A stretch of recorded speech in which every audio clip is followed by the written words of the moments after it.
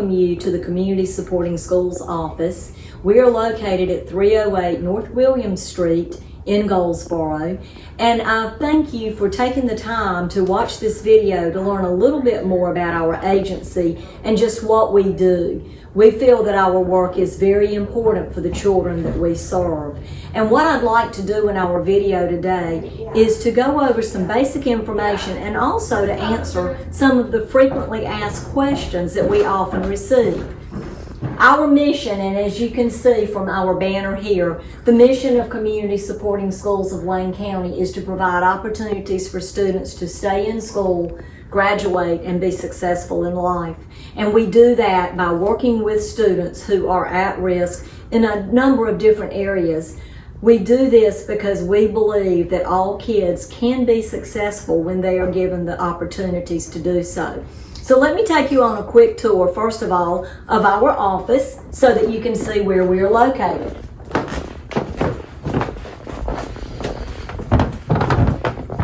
As I mentioned, we are located at 308 North William Street, which is on the second floor of the Chamber of Commerce. This is my office, which I spend a lot of time in doing our work. We have a very nice conference room, and our conference room is used for meetings. We work with our clients here. We also have recently, due to the pandemic, been doing a lot in this office to provide sentencing circle activities for our youth. We have our Restorative Justice Director, Barbara Nelson, works in this office. And I will tell you a little bit more about her programming as we go through. And then we also have another office that we have fortunately been able to add this year. This office is for Alicia Santos, who is our Restorative Justice Program Director. Community Supporting Schools of Wayne County was originally part of the Communities in Schools network. And I think it's important for you to understand a little bit about the history of the organization so that you can truly understand what we do and why we do it. In 1992, a task force was formed in Wayne County with the Communities in Schools organization through the state of North Carolina. And this was the old Communities in Schools of North Carolina organization that was a part of the national network. They pulled together a committee of people that included people from the school system, people from the community, local agencies, and this task force conducted a study to see if the community would benefit from a Communities in Schools organization. Fortunately, they were able to pull this committee together. They were able to push through the work, and the Communities in Schools agency was formed in December of 1993, opening its doors in April. Over a period of time, the agency has grown and it has expanded. And in 2017, after we had received national accreditation, we felt that it was time for us to pull out of the agency and form our own Community Supporting Schools network. The reason that we did this was because the model that the Communities in Schools agency was using really was not what we needed for this community. Because of the community partnerships, the collaboration, the work that we do here, we needed a model that would actually meet the needs of our local community. So people frequently ask me, why did you pull out of the Communities in Schools network? And it was very simple. The answer was we needed to do a better job of meeting the needs of the kids in our own community. Fortunately, that has worked very well for us and has provided a lot of flexibility so that we could expand and grow. So since 2017, we have continued to provide services for our students. We are currently working with two sides to our program. We have the school side, where we are now in 9 schools, 3 high schools, 5 middle schools, and 1 elementary school. We work with volunteers, we work with mentors, we work with our school leadership team, and all of the community partnerships and collaboration is extremely important for the work that we do. On the restorative justice side of our programs, we have expanded over the years. We currently operate a teen court program, which actually began in 2000 and has had a rich tradition here in Wayne County. But in addition to the teen court program, we have community service, and we also offer mediation under our umbrella with Barbara Nelson, our restorative justice director, and Alicia Santos, who is our assistant program director. There is never a dull moment in this office. During the pandemic, however, we have had to shift our focus and we have had to make a lot of changes. But as Barbara Nelson has said so many times, we have chosen to focus on what we can do rather than what we cannot do. People have asked how we have provided services during the pandemic and if we've even been able to continue our programming. Last March, when everything was turned upside down, we made the decision. Fortunately, my board was wise enough to make the decision that we would continue to provide programming, everybody would remain on payroll, and we would just simply work remotely. So we have made that happen. Our staff has worked from home from March until the current time. One of our staff members has been working at the Boys and Girls Club in an effort to assist with students there. We had another success coach that actually worked at a dance academy in Mount Olive that became a virtual learning hub. The staff member also worked at a church that provided educational opportunities for kids. We were still serving many of the same children that we would have served in our programs, but we have not been allowed to return to the school building at this time because by the Department of Health and Human Services guidelines, we are considered an outside agency. One of the things that we always have to remember is we exist to support the school system, and we are a support agency. Therefore, we're a guest in their house, and we go in and work with them collaboratively. Our role is not to tell the school system or other agencies how things need to be done, but to collaborate and to coordinate efforts to best meet the needs of students. So throughout all this COVID-19 pandemic, our staff has worked remotely. We have FaceTimed, we have participated in Google Meets, we have followed up with phone calls, with emails. We have worked with our leadership team at the local schools.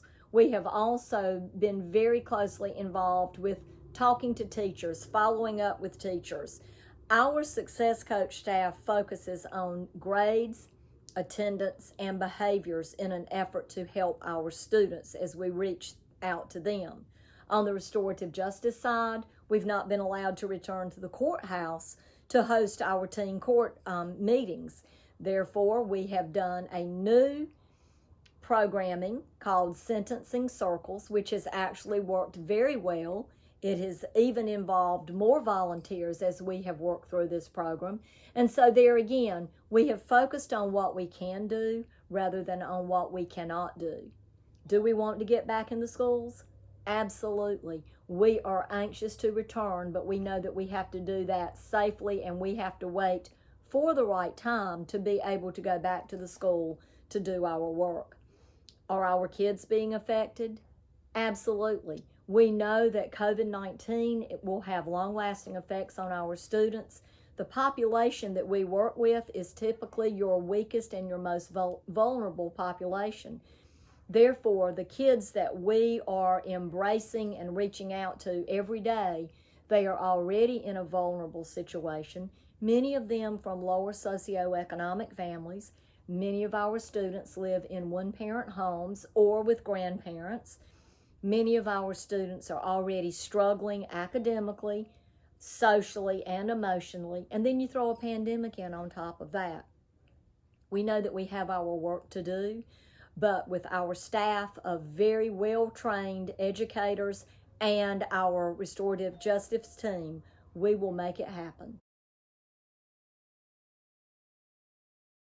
Hi, I'm Mary Kay James, and I'm a success coach at Eastern Way Middle School and Dillard Middle School.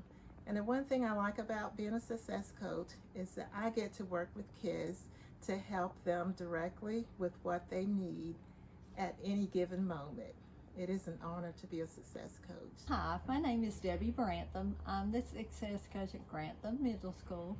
I meet with about 20 students every week. We talk about their attendance, their behavior, their grades, and what's going on in their homes.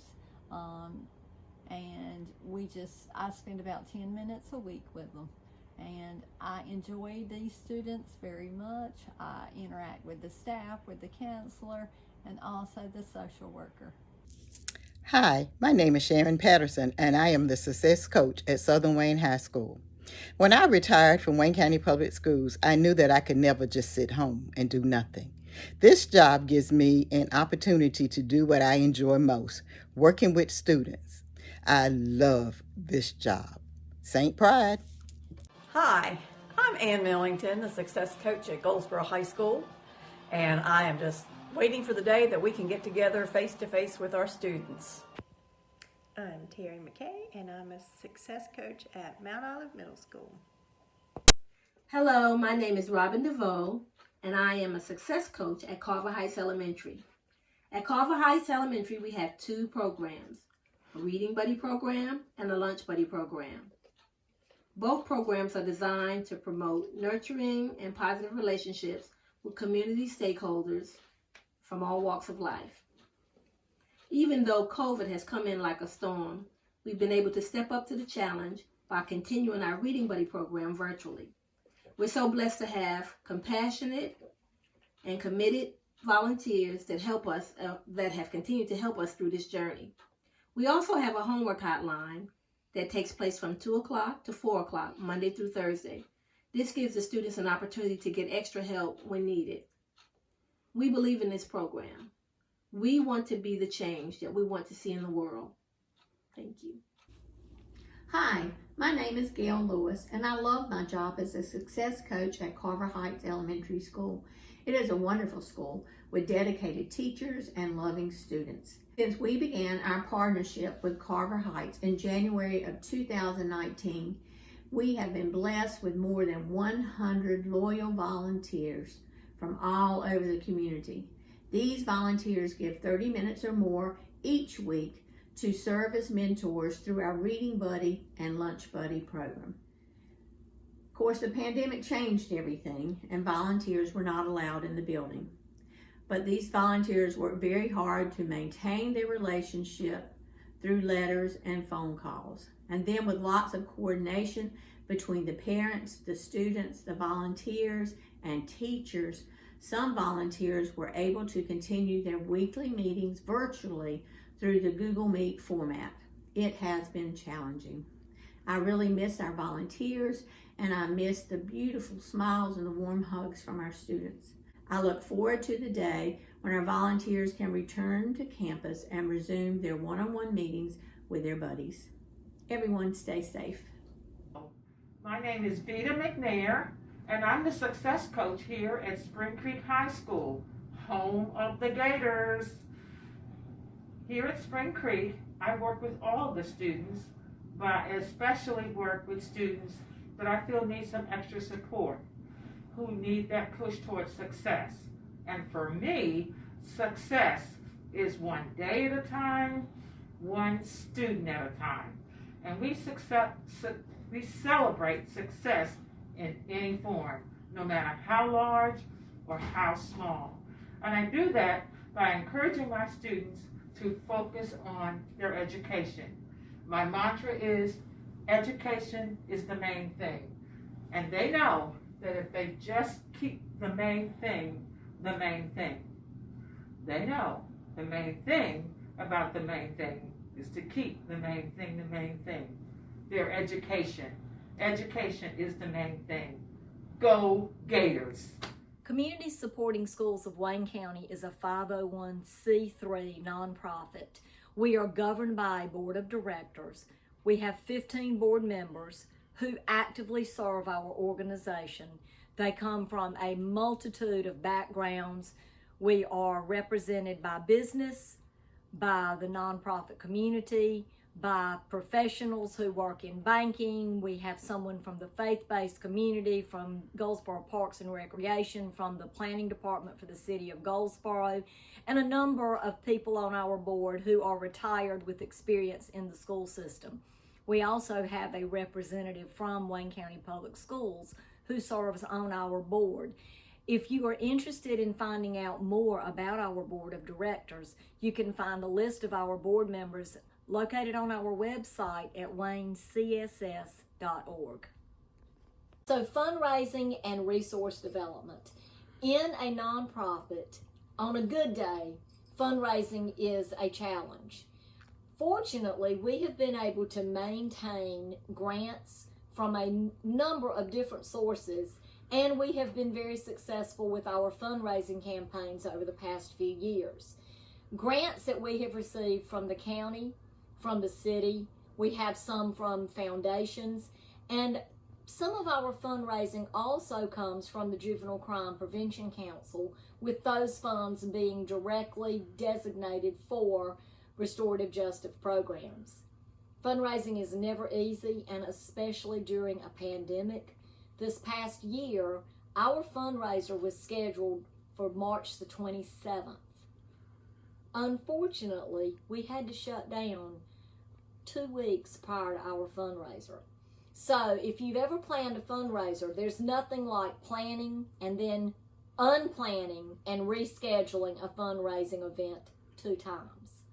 Since we were not able to host our traditional fundraiser at the Terrace Room, and this community is very familiar with our Have a Hearts for Kids fundraiser, we were not, of course, able to have the Terrace Room part of the fundraiser, so we moved our fundraising efforts to a Facebook event last year, and amazingly, we attracted more donors and more support than we have received in years past through our silent auction efforts. We are currently taking a look at fundraising for this year. How are we going to do this? What is it going to look like? We continue to apply for the grants that we typically apply for, but we're always looking for new ideas, better ways to do things, always wanting to expand our programming, such as the Kriquette's Kids program that we expanded to cover kids' needs this year. So there is no time to just sit back and let things go. Moving forward, being positive, and continuing to push to help the kids in our community. And that's what Communities in Schools is all about. Hey everyone, my name is Kriquette Davis and I'm the founder of Kriquette's Kids. I wanted to bring a quick update to you of how Kriquette's Kids in 2020 went. I'll start off with some of the really exciting news to begin. And so we raised a little over $41,000.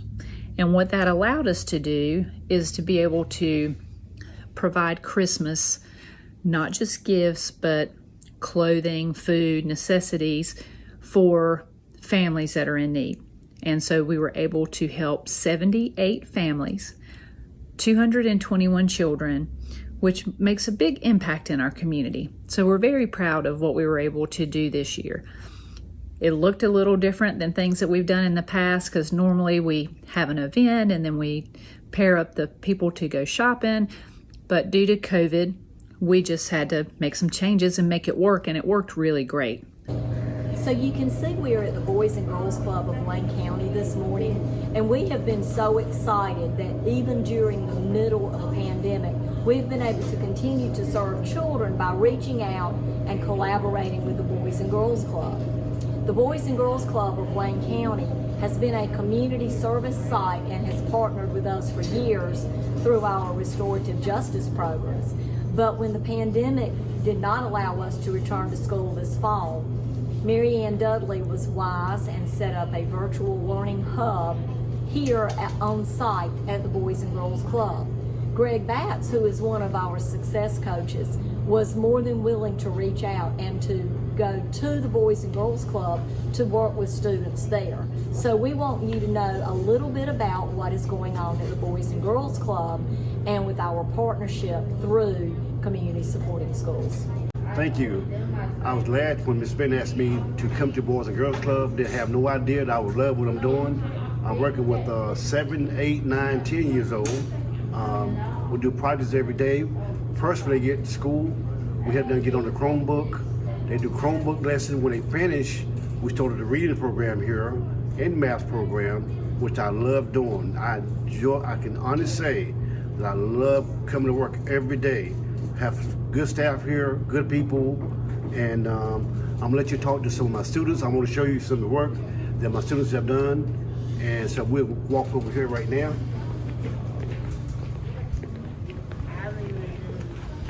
This is the board that I use daily for them when they do good work.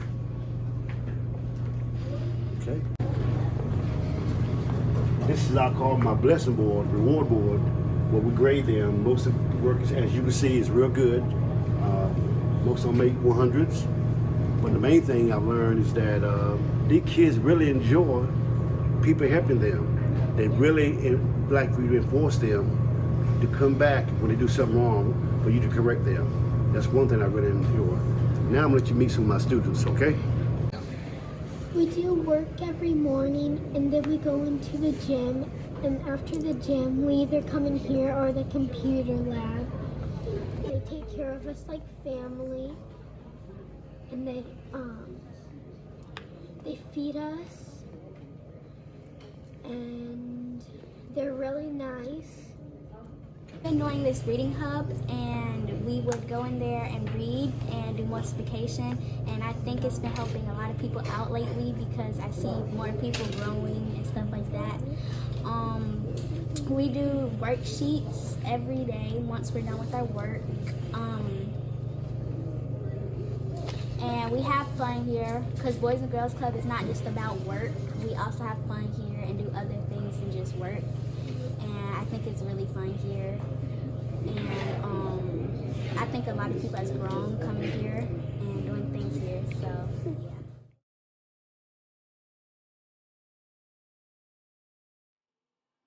Teen Court is a unique program for Wayne County. Although many other counties in North Carolina have Teen Court programs, we are the only Teen Court program in Wayne County, and we are very supported by the Sheriff's Department, the District Attorney's Office, and the Goldsboro City Police Department. It takes a number of community partners to successfully run a Teen Court program.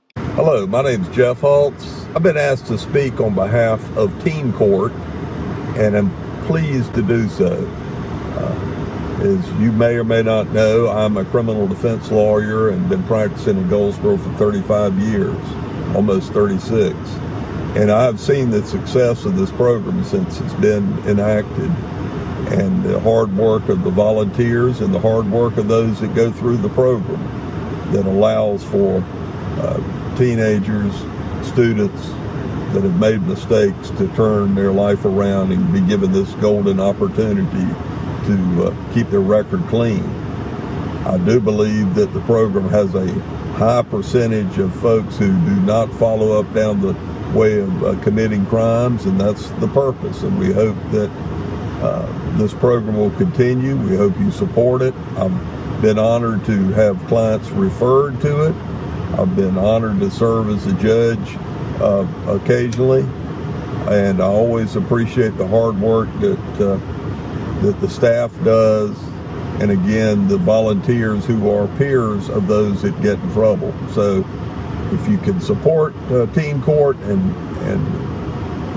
these programs put on by communities supporting schools, please do so. Teen Court, how it began, it's like any other issues that comes up that requires someone to fix an issue. You have to identify a need, and then you got to, once you find that there is a need, you got to come up with some ideas to fix the problems. And then once you get solutions, or what you feel like will be solutions, then you need money. And that's sort of where where most problems, particularly problems in the court system, have always resolved around having solutions and then having the funding to be able to take care of these solutions. The problem, or the need in this situation, has been recognized forever. the North Carolina law, until very recently, made a 16 and up were treated as adults. So very often you had young kids, high school kids, that might make a stupid decision. It might be a complete aberration to their normal behavior, but once they got arrested, that was there, and they were treated as adults. They went through adult court. They had arrest records. They had fingerprint records. When they went to apply for college years later or jobs, when the background checks were run, they always wound up showing that they had these records that had occurred during their childhood.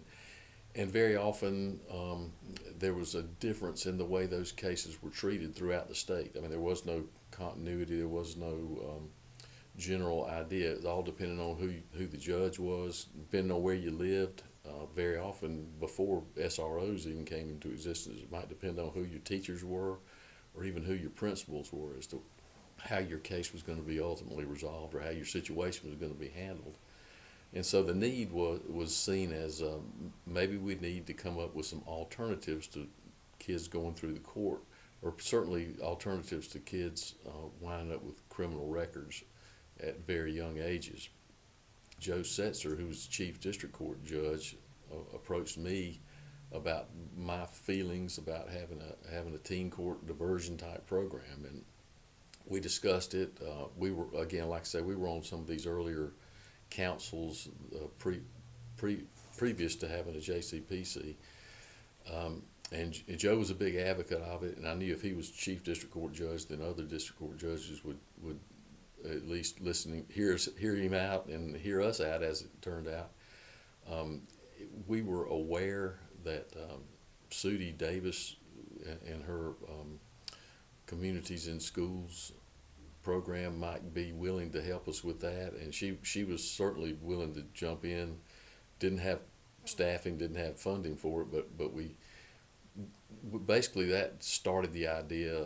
We got together, we checked with some other areas, some of the larger cities that had teen court programs. We kind of stole from them and came up with an idea, and took that, again, with Sudie going along with it. We kind of started the program without any funding, and then when the JCPC concept became statutory and the local communities began basically doling out state funding through the JCPC and with the JCPC approvals, that got the teen court became a much more sophisticated, much more official organization, and certainly had a much more ability, a greater ability to reach out and help the kids that were in need of these options, these alternatives.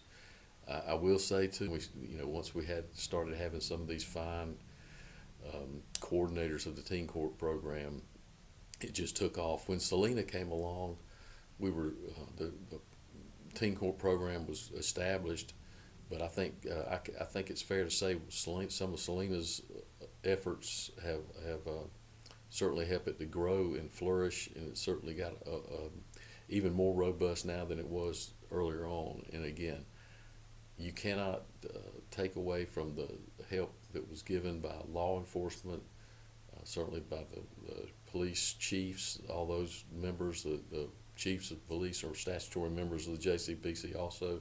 They were very helpful. They have SROs, by the way, in the city schools, and they've always been of great assistance. But again, the man hours that were given by volunteers within the school system, volunteers with the bar, this teen court program could have never come into being without that. And Hi, my name is Alicia Santos, and I am the Restorative Justice Program Assistant. I started volunteering with Teen Court in the fall of 2019, and in August of 2020, I was hired to be their program assistant. My name is Brianna Van Hook, and I was a teen court volunteer in high school my junior and senior year. I usually volunteered as an attorney, and it really pushed me to go to law school, having that confidence to speak in front of, all of the other volunteers and prepare for my cases. It also looked great on my college application as well as my law school application, showing that I was comfortable speaking in front of other people. It also showed that I cared about my community, other teens, by helping them get the opportunity to clear their record and give them a second chance. After law school, I was the teen court director for 4 years, and it was such a wonderful experience being on the other side, really getting involved to make sure that these teens had a second chance in order to clear their record. Community Supporting Schools of Wayne County is so fortunate to have other agencies who are so willing to collaborate and work with us to help our students. Here are a few of our community service sites.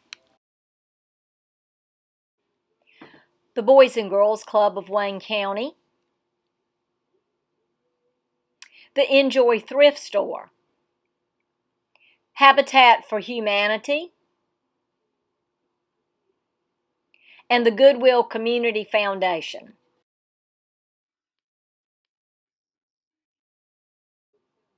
It goes without saying that we are extremely fortunate to work in a community that collaborates, that comes together, and wants to do the best possible things for our kids. Thank you to all of those who have partnered with us. Thanks to United Way for the funding that they provide, and thank you to this wonderful community.